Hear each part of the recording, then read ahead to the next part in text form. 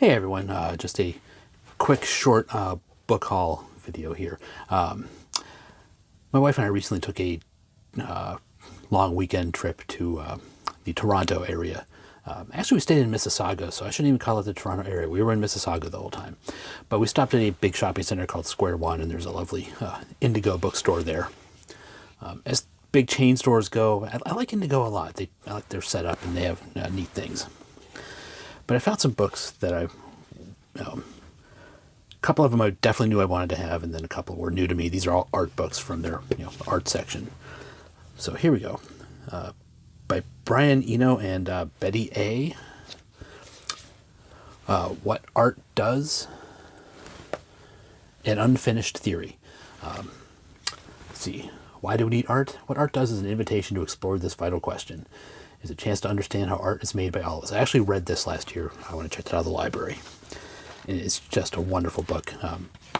Partially graphic, part just short writings about why art exists and what it's for, and what we hope to accomplish when we make art. I think a lot about art more and more these days. So I really enjoyed this one. Wanted to add it to my library. Saw it there and thought, it's coming home.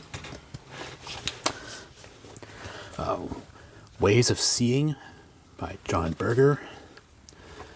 See, John Berger's ways of seeing changed the way people think about painting and art criticism. This watershed work throws through word and image how what we see is always influenced by a whole host of assumptions concerning the nature of beauty, truth, civilization, form, taste, class, and gender. So that just sounds all kinds of fascinating. Again, reading about art and how we process it and approach it. I really do believe the more we think about how we react to art, that shapes how we make art. So, and speaking of how we make art, How to Art by Kate Bryan with illustrations by David Shrigley. Comes with a quote on the back by Phoebe Waller-Bridge. Finally, art without terror. So that can only be a good thing. Not gonna lie, I kind of bought this on site. I know nothing about this person. Phoebe Waller-Bridge, that's fine. I'll follow her recommendations. And finally, by Rick Rubin, The Creative Act, A Way of Being. I want to say I'm familiar with this, but I don't remember from where. But it's a book about creativity and how to enter the creative state. There's a quote here by Robert Henri: "The object isn't to make art, it's to be in that wonderful state which makes art inevitable." So,